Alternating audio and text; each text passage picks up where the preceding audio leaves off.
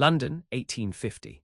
The ballroom at Cunningham House glittered under the light of 1,000 candles, illuminating the cream of society as they whirled across the polished floor. Lady Catherine Kensington stood in the shadows of a marble column, watching the dancers with cool detachment. At 25, she had long resigned herself to spinsterhood, not due to lack of offers, but by choice. After witnessing her mother's humiliation at the hands of her philandering father, she had sworn never to place her happiness in a man's unreliable hands. "You're hiding again, Lady Catherine," came a voice beside her. She turned to find her hostess, Lady Penelope Cunningham, fanning herself vigorously. Observing Lady Cunningham, "There's a difference." Catherine smoothed the midnight blue silk of her gown, adorned with fewer embellishments than most. She preferred elegance to ostentation, much to her modiste's dismay. "Call it what you will, but a woman of your standing should be dancing, not lurking behind pillars." Lady Cunningham's gaze swept the room. "Have you met the Earl of Yarborough yet? Recently returned from diplomatic service abroad, quite the eligible bachelor." Catherine suppressed a sigh. "I've no interest in—" "Nonsense," Lady Cunningham interrupted, waving to someone across the room. "Edward, come, there's someone you simply must meet." Catherine stiffened as a tall figure approached. His evening clothes were impeccably tailored, accentuating broad shoulders that suggested physical strength rather than mere aristocratic posturing. He moved with the easy confidence of a man comfortable in his own skin. "Lady Catherine Kensington, may I present Edward Yarborough, Earl of Yarborough." Lady Cunningham performed the introduction with obvious satisfaction. "Edward, Lady Catherine, is the daughter of the Duke of Westmoreland." "Lady Catherine," the Earl bowed, and when he straightened, Catherine found herself looking into eyes the colour of stormy seas. His features were striking rather than classically handsome, a strong jaw, patrician nose, and lips that seemed perpetually on the verge of a smile. "My lord," she cursed with practiced precision, neither too deep to suggest eagerness nor too shallow to appear rude. "I understand you've recently returned from abroad." 3 months ago, after 5 years in Vienna. His voice was deep, with a cadence that suggested careful consideration of words before speaking. "Though I find London society has changed little in my absence." "Society never truly changes, Lord Yarborough. It merely shifts its judgments from one victim to the next." The words escaped before Catherine could temper them. Rather than appearing affronted, the Earl's eyes lit with interest. "An astute observation, Lady Catherine. Perhaps you might elaborate during a dance." Before she could refuse, Lady Cunningham interjected, "What a splendid idea. The next set is about to begin." Catherine found herself propelled onto the dance floor, her hand placed in the Earl's. His touch was warm, firm, and somehow steadying. As they took their positions for the quadrille, she prepared herself for the usual vapid conversation about the weather or the latest on dit. Instead, as the music began and they stepped toward each other, he asked, "So tell me, Lady Catherine, if society merely shifts its judgments, how does one avoid becoming its next victim?" Surprised by his genuine interest in her cynical observation, Catherine found herself answering honestly. "One doesn't, my lord. The trick is to care so little for society's opinion that its judgment loses its sting." Their hands joined briefly as they turned. "And you've mastered this trick." "I've had ample practice." She met his gaze directly as they circled each other. "My father's indiscretions provided society with gossip for years. I learned early that public opinion is fickle and rarely worth the pain of seeking its approval."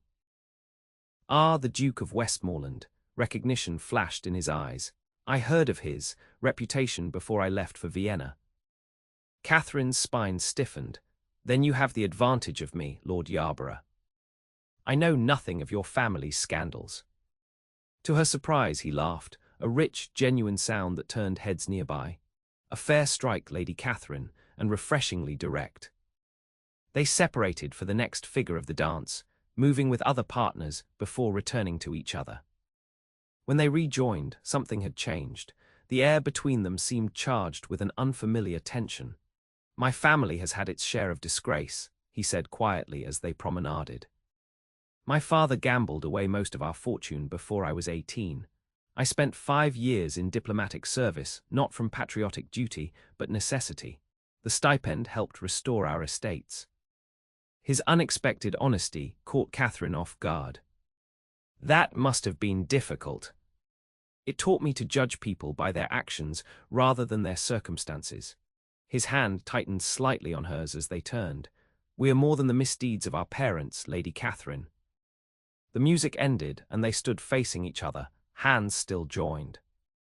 For a moment, Catherine felt a strange sense of connection, as though they were alone despite the crowded ballroom. Then reality reasserted itself. She withdrew her hand and curtsied. "Thank you for the dance, Lord Yarborough." "The pleasure was mine," he bowed, then added, "I hope this won't be our only conversation." Catherine offered a non-committal smile and retreated to the safety of her former position near the column. Her heart was beating faster than the exertion of the dance warranted. Lord Yarborough was dangerous, not because he was forward or inappropriate, but because he seemed genuinely interested in her thoughts rather than her dowry or connections. She watched as he was immediately surrounded by debutantes and their ambitious mothers. Of course, a titled earl, handsome despite his apparently restored finances, would be the season's most sought-after bachelor. The dance had likely been nothing more than polite interest on his part, which was precisely as it should be. Catherine had long ago determined that marriage was a poor bargain for women. She had her own modest inheritance from her maternal grandmother, enough to live independently should she choose. She would not trap herself in a union where she would be legally subservient, her property and very person becoming her husband's to command, no matter how intriguing Edward Yarborough's eyes might be. The following morning, Catherine was surprised when her lady's maid announced a caller.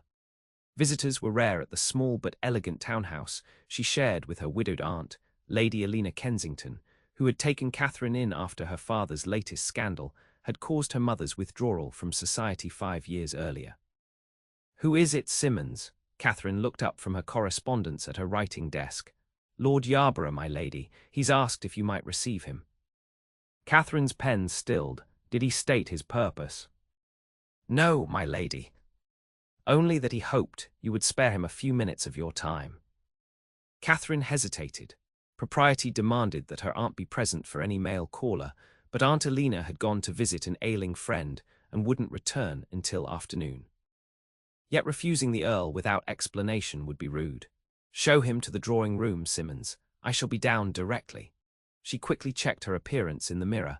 Her morning dress of pale green muslin was simple but becoming, and her chestnut hair was neatly arranged in a practical chignon.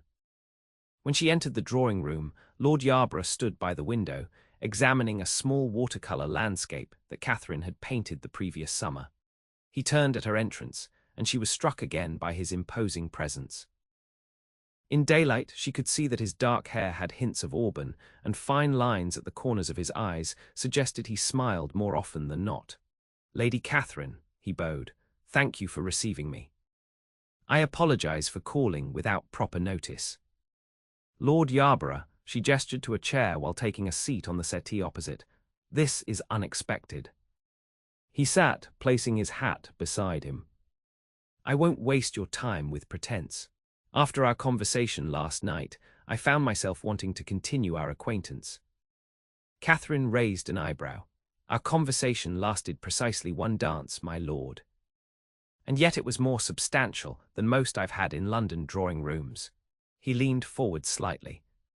"You spoke honestly about society's judgments.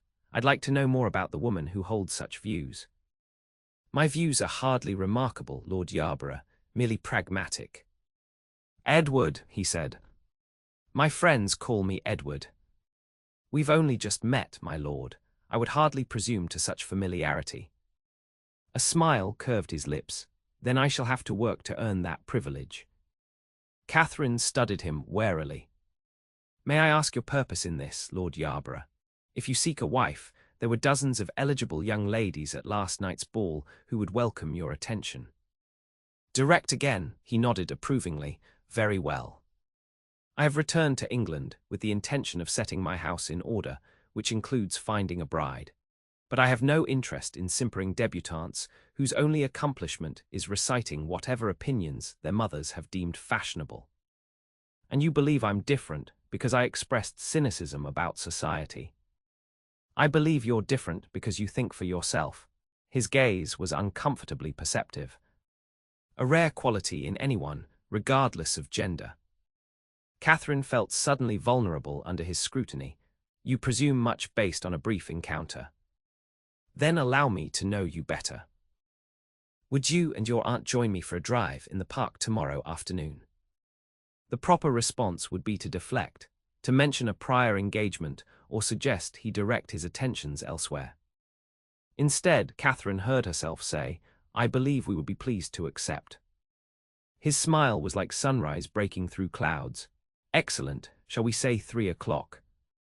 After he departed, Catherine stood motionless in the drawing room, wondering what madness had possessed her to accept his invitation. She had spent years carefully avoiding precisely this sort of entanglement. Yet something about Edward Yarborough made her curious, perhaps the hint of shared experience in navigating society's narrow judgment, or the directness with which he spoke. Whatever it was, she would have to guard against it. Curiosity about a handsome earl could lead nowhere safe for a woman determined to maintain her independence. The drive in Hyde Park proved unexpectedly pleasant.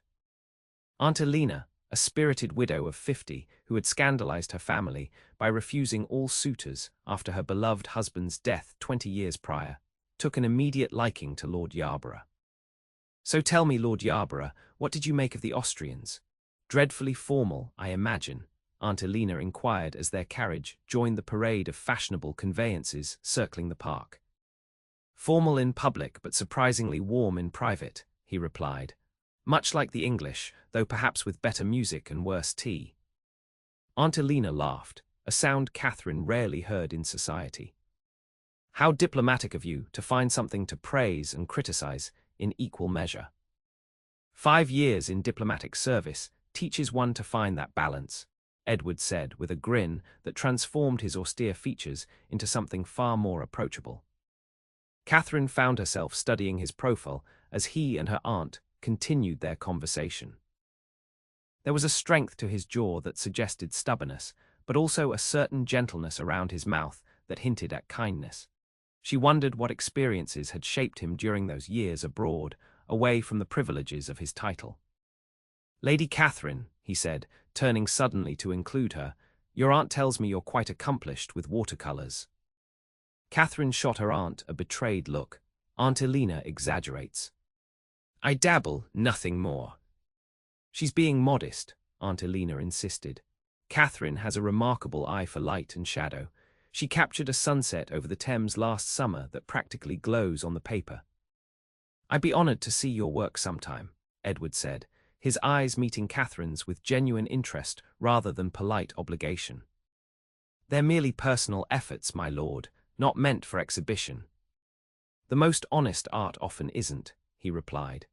"During my time in Vienna, I befriended a painter who created magnificent landscapes that he refused to sell or display. He said they were conversations between himself and nature, not meant for others' interpretation." "A convenient excuse for inadequate technique, perhaps," Catherine suggested, though she was intrigued by the idea. Edward laughed. "Perhaps.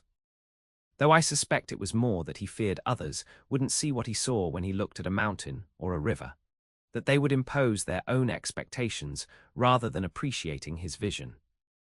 The insight struck uncomfortably close to Catherine's reasons for keeping her paintings private.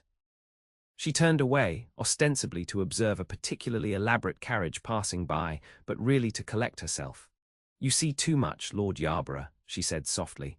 "Only because I've learned to look," he replied, equally quietly. The moment was interrupted as they passed Lady Cunningham's carriage. Exclamations and greetings were exchanged, with Lady Cunningham making no attempt to hide her delight at seeing Catherine in Lord Yarborough's company. "I shall expect to see you both at my musical evening on Thursday," Lady Cunningham declared. "Lord Yarborough, you simply must hear Lady Catherine play the pianoforte. She has the most exquisite touch." "Another hidden talent," Edward murmured as they drove on. "I look forward to it." Catherine felt her cheeks warm. Lady Cunningham exaggerates. I play adequately, nothing more.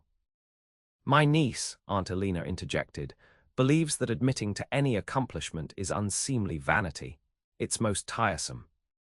Aunt Elena. Well, it is. False modesty is as unattractive as boastfulness, Catherine. Her aunt turned to Edward. Don't you agree, Lord Yarborough? I believe, he said carefully, that knowing one's worth is essential.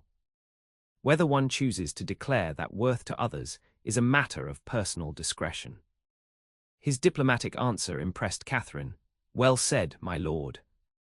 As they completed their circuit of the park, Catherine found herself enjoying Edward's company far more than she had anticipated.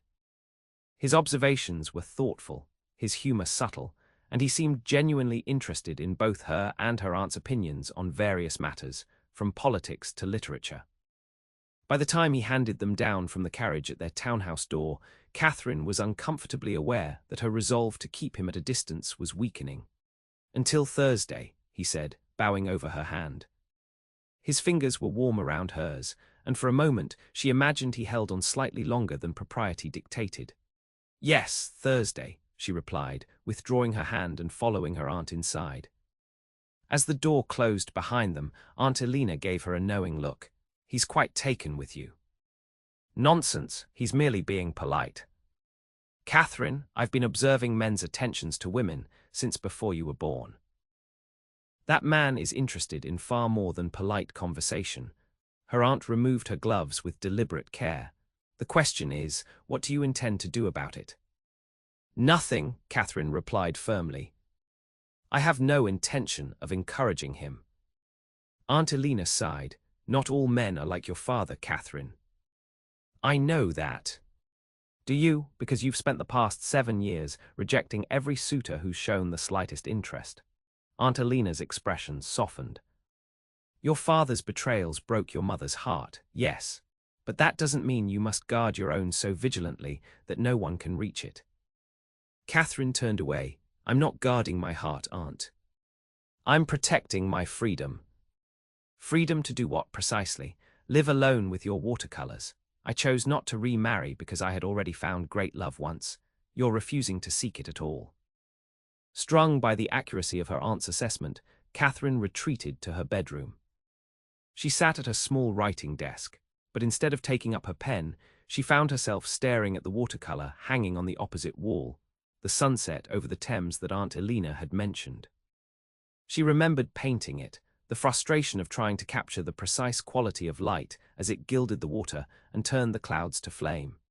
She had worked feverishly, knowing the moment was fleeting, that the exact combination of color and shadow would never come again.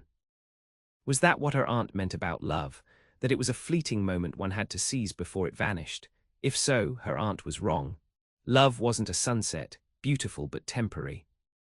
It was more like chains, binding one person to another's will and whims. Wasn't it?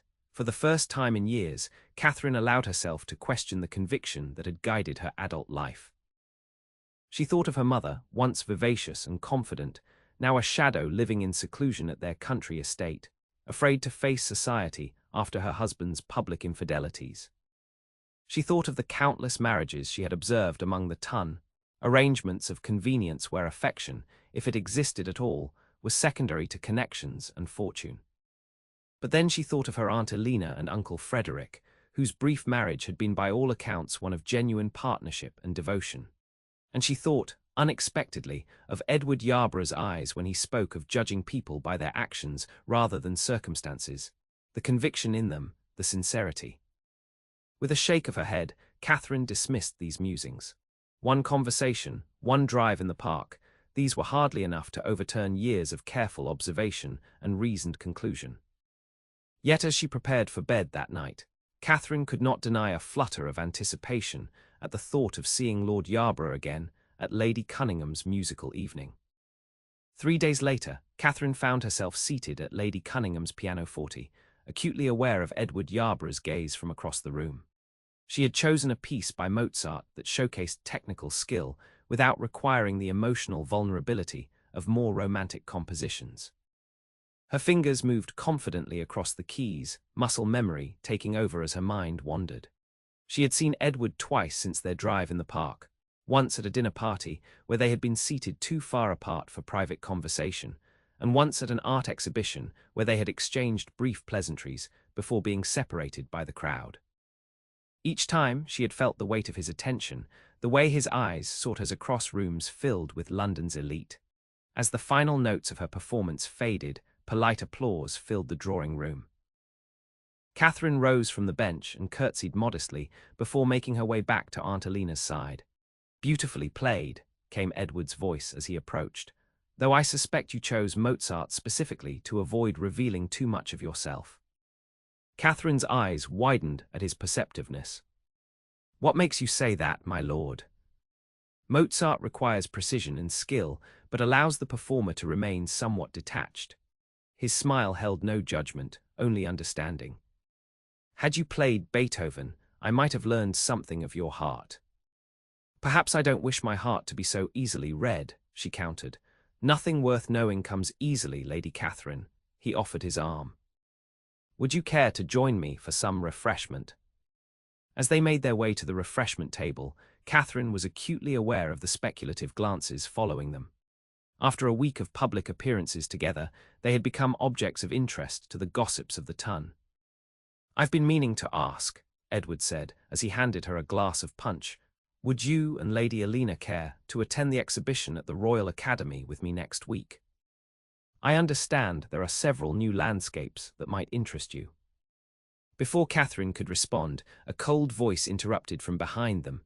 "Lord Yarborough, how unexpected to find you in London society."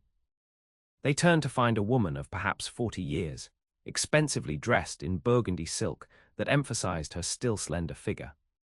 Her beauty, though fading, remained evident in high cheekbones and large eyes that fixed on Edward with unmistakable hostility. Edward's posture stiffened almost imperceptibly. "Lady Morley." "Good evening." The woman's gaze shifted to Catherine, assessing her with a thoroughness that felt invasive. "And this must be your latest interest." "Lady Catherine Kensington, may I present Lady Morley?" Edward said formally. "Lady Morley is an old acquaintance of my family." Catherine curtsied politely. "Lady Morley." "Lady Catherine," the older woman's smile did not reach her eyes. "I wonder, has Lord Yarborough told you much about his family?" "About his father, perhaps." Something in her tone made Catherine stiffen. "We have discussed many things, Lady Morley, though I fail to see how that concerns you." Lady Morley's smile thinned. "It concerns me only as someone who believes in informed decisions." She turned to Edward.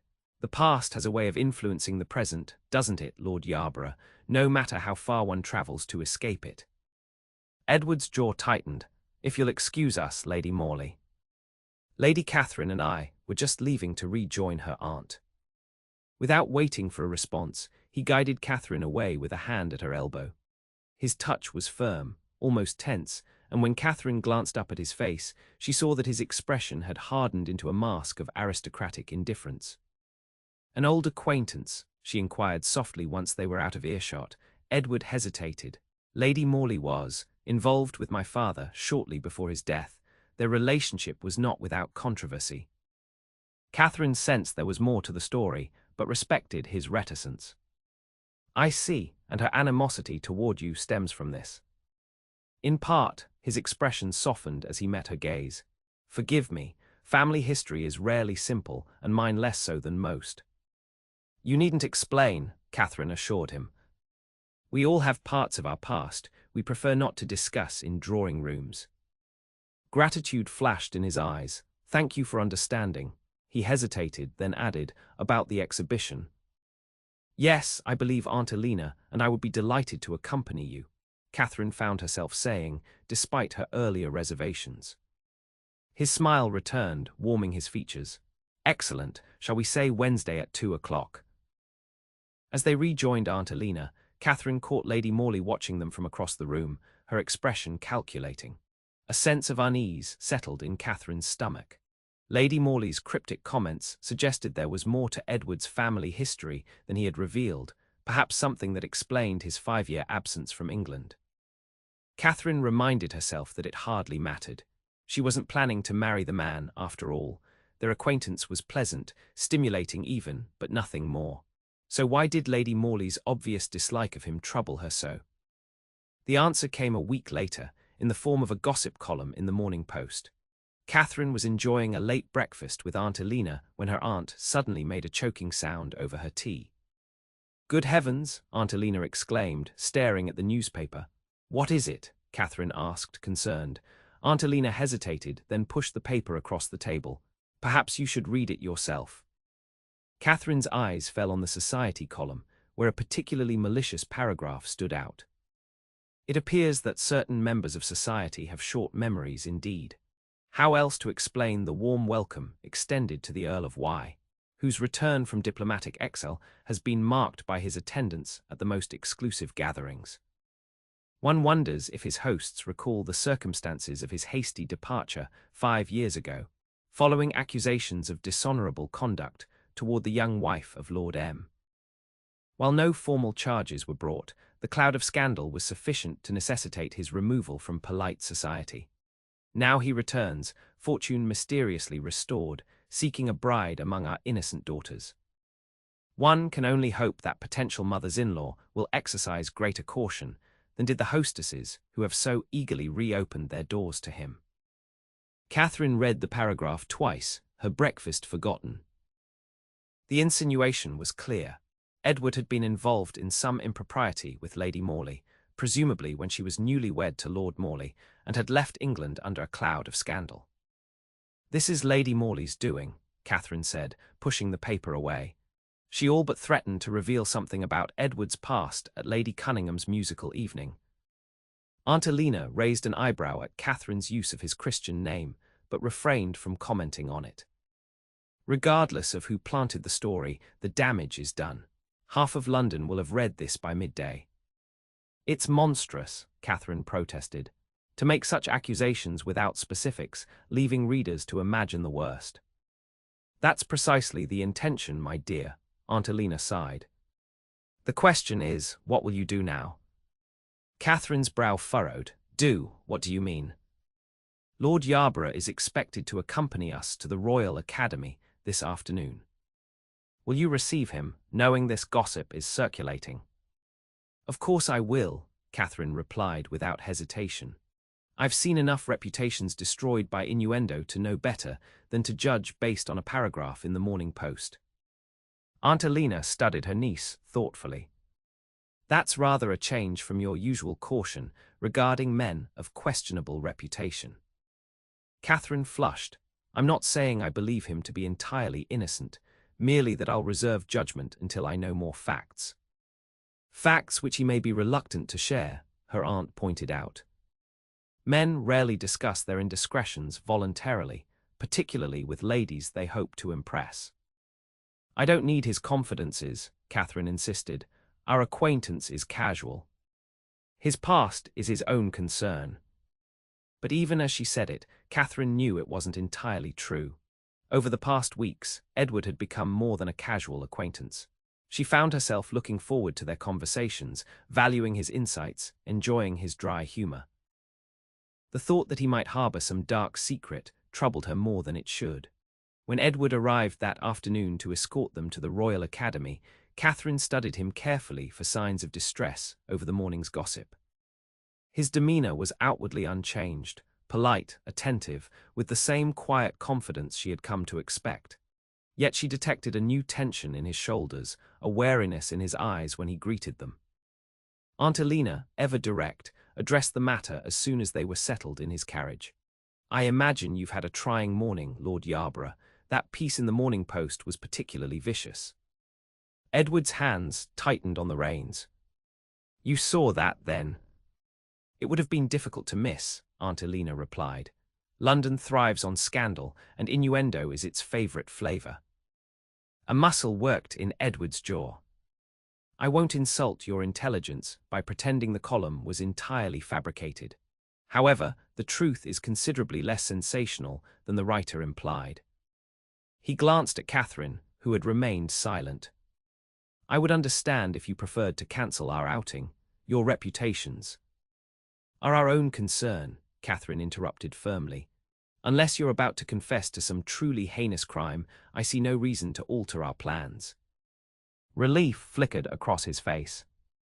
"No crimes, heinous or otherwise, but there is a history with the Morleys that I should perhaps explain."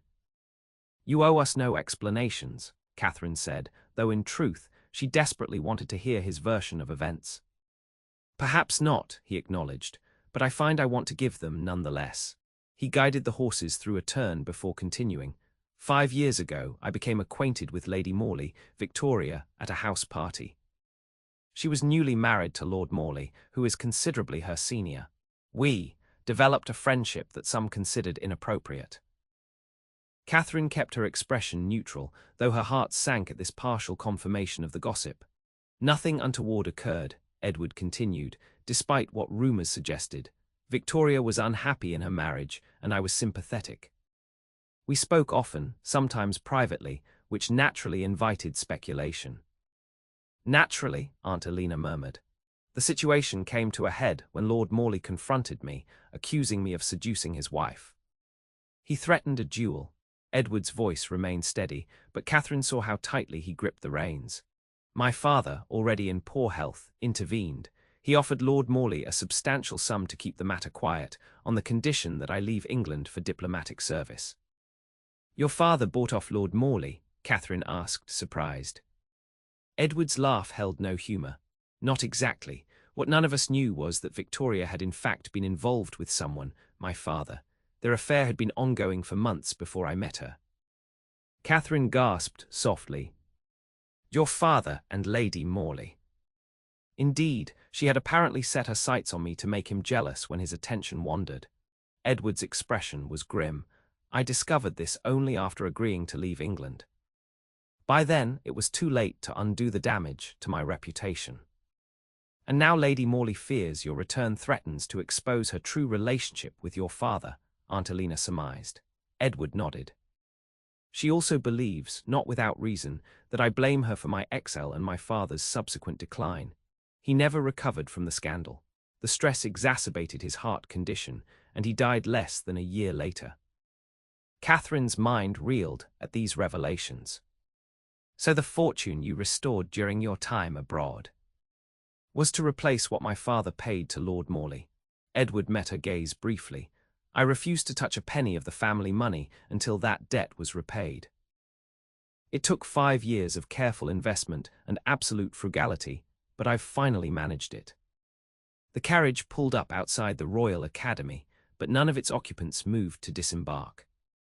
"Thank you for your honesty, Lord Yarborough," Aunt Elena said after a moment. "It cannot have been easy to revisit such painful memories." "No," he agreed, "but necessary, I think." His eyes found Catherine's. "I would not have you think I fled England to escape consequences of my own misconduct." The intensity of his gaze made Catherine's heart quicken.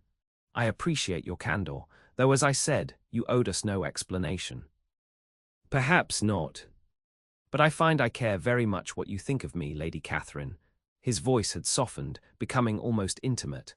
"More than I should, perhaps."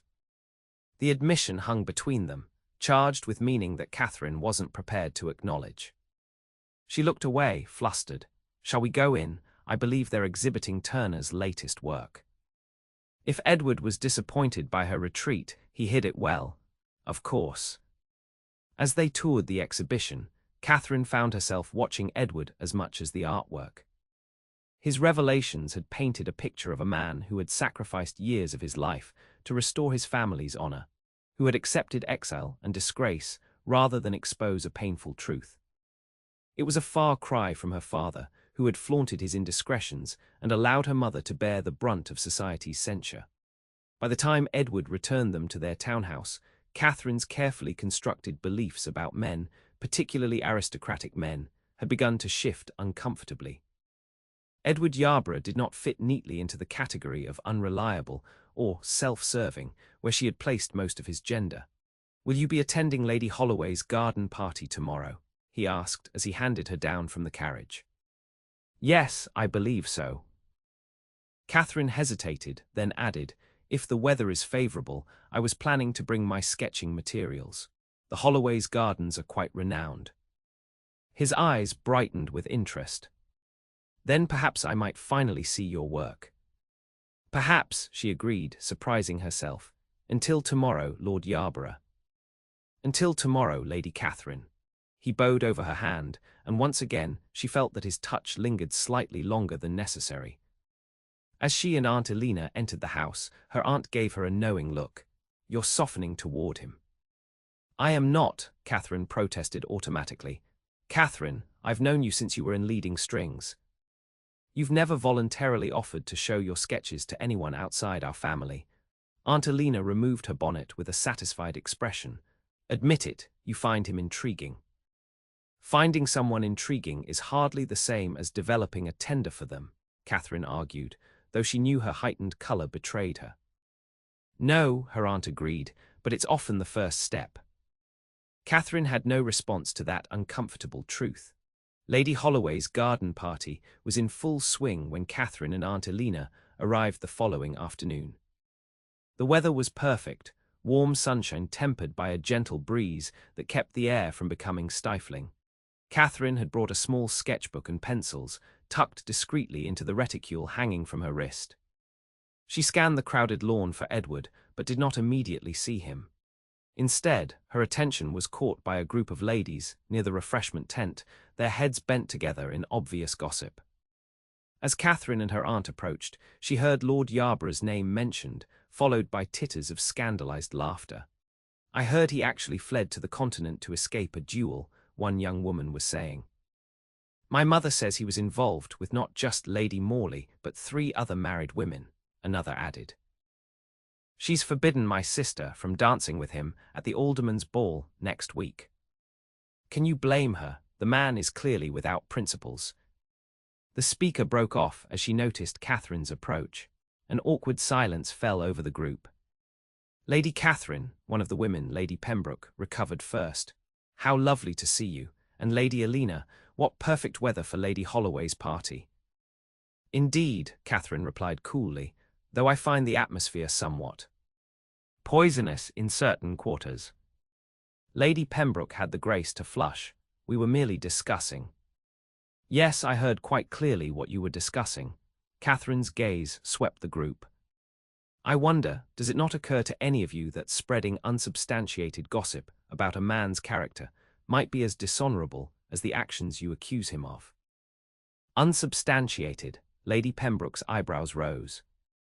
The Morning Post. Prince what sells papers, Aunt Elena interjected. Really, ladies, I thought better of you all, particularly you, Lady Pembroke, considering the rumours that circulated about your own brother 2 seasons ago. Lady Pembroke paled at the reminder of her brother's gambling scandal, which had been hushed up only through significant financial sacrifice by her family. Come, Catherine, Aunt Elena said, taking her niece's arm. I believe Lady Holloway mentioned that the rose garden is particularly fine this year. As they walked away, Catherine's hands were trembling with suppressed anger.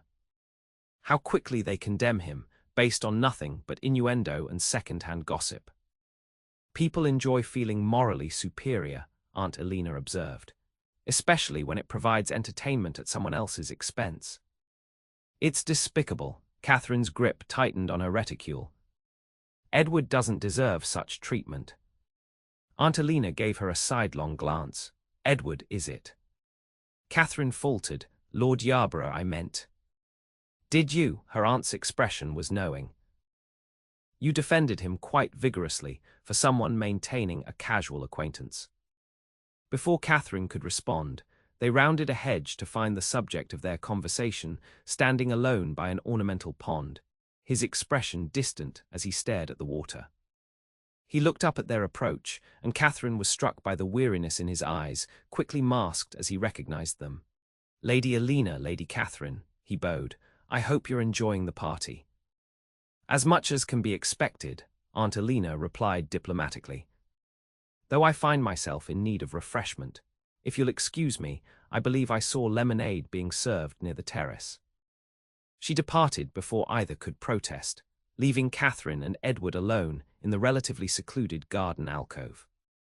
Your aunt is not particularly subtle, Edward observed, a faint smile touching his lips. No, subtlety has never been her strong suit, Catherine hesitated, then asked, "Have you been here long?" "Long enough to notice that my arrival caused several conversations to halt abruptly, only to resume with increased animation after I passed." His tone was light, but Catherine could hear the strain beneath it. "The Morning Post has done its work, it seems." "People are cruel and thoughtless," Catherine said, her earlier anger returning. "To judge without knowledge, to condemn without evidence." "It's human nature," Edward interrupted gently. "And not entirely undeserved, in my case. I may not have committed the specific sins they accuse me of, but I allowed a false narrative to stand unchallenged for 5 years." "To protect your father's reputation," Catherine reminded him. "And my own pride." Edward's gaze returned to the pond, where a pair of swans glided serenely across the surface. "I could have returned after his death, set the record straight. I chose instead to stay away until I could return with my fortune restored and my head held high." He laughed softly, bitterly. "Pride goeth before destruction, as they say." "You restored your family's honor," Catherine argued. "That's not mere pride, it's principle." Edward looked at her with surprise. "You see the best in my actions." "Why?" The question caught her off guard. I don't know. Perhaps because you've shown integrity where I expected to find none." "Because I'm a man," his perception was uncanny, "or because I'm an aristocrat?" Catherine felt herself flush. "Both, perhaps. My experience with men of your station has been less than encouraging." "Your father," Edward guessed. "Yes." Catherine turned away slightly, uncomfortable with his insight. "He made promises he never intended to keep, to my mother and to others. He indulged his every desire without thought for the consequences to those who trusted him." "And you determined never to trust a man who might do the same." "It wasn't a question." "I determined never to place my happiness in another's unreliable hands," Catherine corrected. "Men or women, people disappoint. The only safety lies in relying on oneself." Edward was silent for a moment. Then he said, "May I see your sketches?" The abrupt change of subject startled her. "I beg your pardon. You mentioned yesterday that you brought your sketching materials." He nodded toward her reticule. "I'd like to see your work, if you're willing." Catherine hesitated, then slowly withdrew the small leather-bound sketchbook from her reticule. She had never shown her drawings to anyone outside her family, viewing them as private expressions of her inner thoughts. Yet something about Edward's genuine interest made her want to share this part of herself. She handed him the book, watching anxiously as he opened it.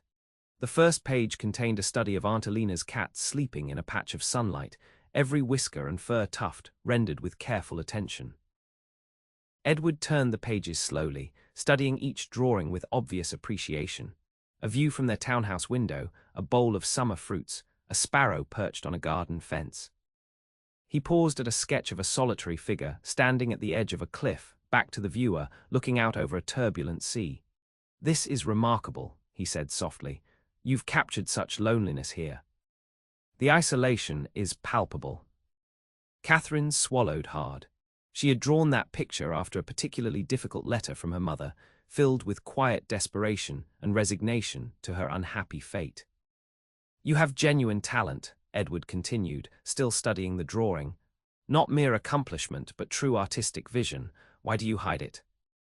"I don't hide it," Catherine protested. "I simply don't parade it for approval." "Because approval from others shouldn't matter." His eyes, when they met hers, were gentle with understanding. "Or because you fear the vulnerability of being truly seen." The question struck too close to her carefully guarded heart. Catherine reached for the sketchbook, suddenly desperate to reclaim this piece of herself.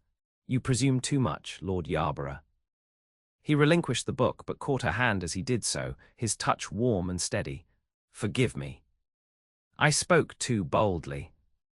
Catherine should have withdrawn her hand immediately. Instead, she found herself frozen, caught between the instinct to retreat and an unexpected longing to stay connected. "I admire your talent," Edward said quietly. "But I admire your courage more. To create anything true requires bravery, the willingness to reveal something of your soul." "There's nothing brave about sketching cats and fruit bowls," Catherine demurred.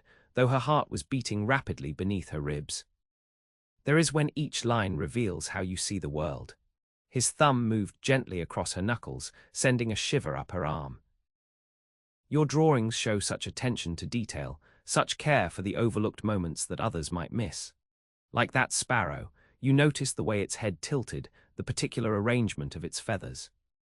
You saw what was unique about a common bird and captured it perfectly. Catherine couldn't look away from his face, from the sincerity in his expression. No one had ever understood her art this way, as a window into her perceptions rather than merely a demonstration of technical skill. "You see too much," she whispered, echoing her words from their drive in the park. "Only what you've chosen to show," he replied, his voice equally soft. The moments stretched between them, taut with unspoken feeling. Then a burst of laughter from nearby guests broke the spell. Catherine gently withdrew her hand and tucked the sketchbook back into her reticule. "We should rejoin the party," she said, her voice not quite steady. "People will talk." "They're already talking," Edward pointed out with a wry smile. "But you're right, your aunt will be wondering where we've gone." As they walked back toward the main gathering, Catherine was acutely aware of Edward beside her. Something had shifted between them in that quiet moment by the pond. Some barrier had weakened, leaving her feeling both vulnerable and strangely exhilarated. She had spent years building walls around her heart, believing them necessary for her protection. Now Edward Yarborough had found a crack in those defenses, and Catherine wasn't certain whether to repair it or allow it to widen. The following week brought a flurry of invitations for Catherine and her aunt, a dinner party at Lord and Lady Wetherby's, a musical evening at the Forsyths, and the much-anticipated Alderman's Ball. Edward was present at each event, though the gossip from the Morning Post continued to dog his footsteps. Catherine observed with growing admiration how he handled the whispers and pointed snubs. He neither retreated in shame nor lashed out in anger, maintaining instead a dignified composure that gradually won over all but the most determined critics. At the Alderman's Ball, Catherine found herself seated beside Lady Morley at supper. The older woman's presence was unexpected, as she had not attended any of the recent social gatherings where Edward might be found. "Lady Catherine," Lady Morley greeted her with false warmth, "how delightful to see you again. I understand you and Lord Yarborough have become quite friendly." Catherine maintained a pleasant expression. "Lord Yarborough is an engaging companion, yes." "Indeed," Lady Morley's smile didn't reach her eyes. "Though I wonder if you truly know the man you're encouraging." "I believe I know him well enough to form my own judgment," Catherine replied coolly. Lady Morley leaned closer, lowering her voice. "Did he tell you how he pursued me? How persistent his attentions were, despite my marriage vows?" Catherine met her gaze steadily. "He mentioned your acquaintance, yes, though his recollection differs somewhat from yours." "Men always minimize their indiscretions," Lady Morley said dismissively. "Particularly when seeking to impress a potential bride." "Lord Yarborough is not seeking a bride in me, Lady Morley." Catherine kept her voice even, though her pulse quickened at the woman's insinuation. "We are merely acquaintances." "Acquaintances," Lady Morley's laugh was brittle. "My dear, he looks at you as though you hang the moon. Surely you've noticed." Catherine refused to be baited. "Your concern for my welfare is touching, Lady Morley, but unnecessary. Now, if you'll excuse me, I believe my aunt is signalling for me." She rose with as much dignity as she could muster, though in truth, Aunt Alina had made no such signal. As Catherine made her way through the crowded supper room, she caught sight of Edward in conversation with their host. He looked up as she passed, his expression warming visibly at the sight of her. Lady Morley's words echoed in her mind. "He looks at you as though you hang the moon." Was it true, and more disturbingly, did a part of her wish it to be? Later that evening, as the musicians struck up a waltz, Edward appeared at Catherine's side. "May I have this dance, Lady Catherine?" She hesitated, all too aware of the eyes watching them. Despite Edward's gradual rehabilitation in society's estimation, accepting a waltz with him would be a clear public endorsement, a statement that she believed in his character despite the lingering gossip. "Yes," she said finally, placing her hand in his, "you may." As he led her onto the floor, Catherine felt a strange sense of inevitability, as though this moment had been approaching from the first time they had danced at Lady Cunningham's ball. Edward's hand at her waist was proper in its placement, but intimate in its gentle pressure. When the music began and they moved together, she was struck by how naturally they fell into rhythm with each other. "I saw you speaking with Lady Morley at supper," Edward said quietly as they turned. "I hope she wasn't too unpleasant." "She was concerned for my virtue," Catherine replied with a slight smile. "Apparently you're a notorious seducer of innocent young women." Edward's expression darkened momentarily. Victoria always did have a talent for twisting truth to serve her purposes. "She also said," Catherine hesitated, then decided on honesty. "She said you look at me as though I hang the moon." His steps faltered almost imperceptibly before he recovered. "And what did you say to that?" "I avoided answering," Catherine admitted. "But now I find myself curious, was she right?" The directness of her question clearly surprised him. For a moment, he said nothing, guiding her through the steps of the waltz while his eyes searched hers. Then, with a frankness that matched her own, he replied, "Yes, though I would have described it differently." Catherine's heart stuttered in her chest. "How would you describe it?" "I look at you," he said softly, "as someone who has found an unexpected treasure, with wonder, gratitude, and the fear that it might slip away if I reach for it too boldly."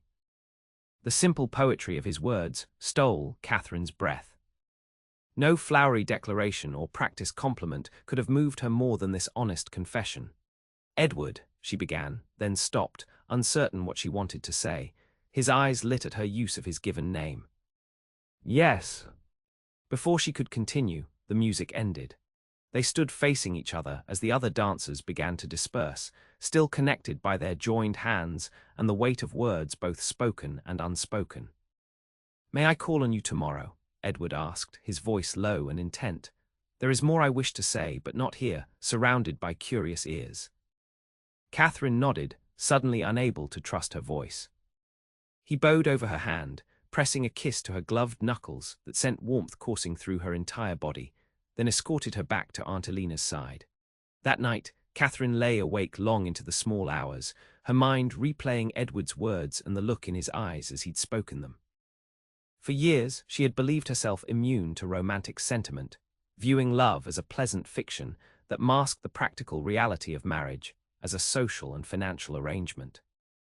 Yet here she was, her pulse quickening at the memory of a dance, her thoughts continually returning to a man whose very existence had been unknown to her mere weeks ago. Was this the weakness she had scorned in others? This fluttering, hopeful vulnerability? Or was it something else entirely, not weakness but courage, the willingness to risk disappointment for the possibility of joy? Catherine had no answers, only questions that circled endlessly until dawn lightened the sky outside her window. Edward arrived promptly at 2 o'clock the following afternoon. Catherine had changed her dress 3 times before settling on a simple gown of pale blue muslin that brought out the color of her eyes. She had instructed Simmons to inform him that she would receive him in the small garden behind the townhouse, rather than the formal drawing room. The garden was her sanctuary, a small enclosed space that Aunt Alina had allowed her to design according to her own tastes. Here, away from society's critical gaze, Catherine felt most herself. Edward found her seated on a wrought iron bench beneath a flowering cherry tree. He paused at the garden entrance, taking in the scene, the carefully arranged flower beds, the small fountain gurgling peacefully, the easel set up near the bench with a half-completed watercolor resting upon it. "This is lovely," he said as he approached, "a perfect reflection of its creator." Catherine gestured for him to join her on the bench. "It's my favorite place in London. Here I can pretend I'm in the countryside, away from the city's noise and demands." "You prefer the country?" Edward asked, settling beside her. "I prefer places where I can be myself without constant scrutiny," she answered honestly. "The country simply offers more such opportunities." Edward nodded, understanding in his expression. "I felt the same during my time abroad. There's a freedom in being somewhere your history doesn't precede you, where you're judged only on present actions rather than past mistakes, real or rumored." They sat in comfortable silence for a moment, listening to the fountain's gentle splashing and the distant sounds of London beyond the garden walls. "You wish to speak with me," Catherine said finally, her hands folded in her lap to hide their slight trembling. "Yes," Edward turned slightly to face her. "What I said last night, about how I look at you, was only part of what I've come to feel these past weeks." Catherine's breath caught, but she remained silent, allowing him to continue. "When I returned to England," he said, "I had certain expectations for my future. I would restore my reputation, take my place in society, and eventually find a suitable wife to help me continue the family line. All very proper and practical." He smiled ruefully. "Then I danced with a woman who looked at society with clear eyes, who spoke her mind without artifice, who valued truth over comfort. And suddenly, my careful plans seemed hollow." "Edward," Catherine began, but he gently raised a hand. "Please, let me finish. I've rehearsed this speech rather more times than I care to admit." She nodded, her heart beating so loudly she wondered if he could hear it. "I admire your independence, Catherine. I admire your talent, your intelligence, your courage in defending what, and who, you believe in. I admire the walls you've built to protect yourself, even as I hope you might lower them enough to let me in." He took her hand, his touch warm and steady. "I'm not asking for a declaration from you. I know you have reasons to be cautious, especially regarding men of my station. I only ask for permission to court you properly, to show you that not all vows are made to be broken, not all promises are empty words." Catherine stared at their joined hands, emotion threatening to overwhelm her carefully constructed defenses. "You know my views on marriage," she said quietly. "I've never hidden my reluctance to surrender my independence." "I'm not asking you to surrender anything," Edward replied. "Only to consider the possibility that true partnership might enhance your independence rather than diminish it." He lifted her hand and pressed it gently over his heart. Through the fabric of his coat, Catherine could feel its strong, steady beating. "This heart is not perfect," he said softly. "It has known pride, anger, and yes, even foolish infatuation. But it has never known love as I have come to know it with you, not until a dance changed everything." The words echoed in Catherine's mind, stirring a memory. Herself at 17, watching her father flirt brazenly with another woman, while her mother pretended not to notice. The quiet devastation on her mother's face, when she thought no one was looking, Catherine's silent vow never to give any man such power over her happiness. Yet here was Edward, offering not dominance but partnership, not demands but possibilities. "I don't know if I can be what you want," she admitted, her voice barely above a whisper. "I've spent so long guarding against precisely this kind of vulnerability." "I don't want you to be anything other than who you are," Edward said. "The woman who speaks her mind, who defends those she believes in, who sees beauty in solitary sparrows. I'm asking only that you allow me to be part of your life, in whatever way you find you can accept me." Catherine looked up into his eyes, searching for any hint of insincerity or manipulation. She found only openness, hope, and an emotion she was finally ready to name: love. "I find," she said slowly, "that I would like to see where this leads, not with promises of forever, not yet, but with honesty and openness to possibility." Edward's smile transformed his face, erasing the last traces of the guarded aristocrat and revealing the man beneath. "That is more than I dared hope for." Gently, he raised her hand to his lips, pressing a kiss to her palm rather than the back of her hand, an intimate gesture that made Catherine's breath catch. "May I show you something?" she asked suddenly. At his nod, she rose and went to the easel, turning the half-finished watercolor to face him fully.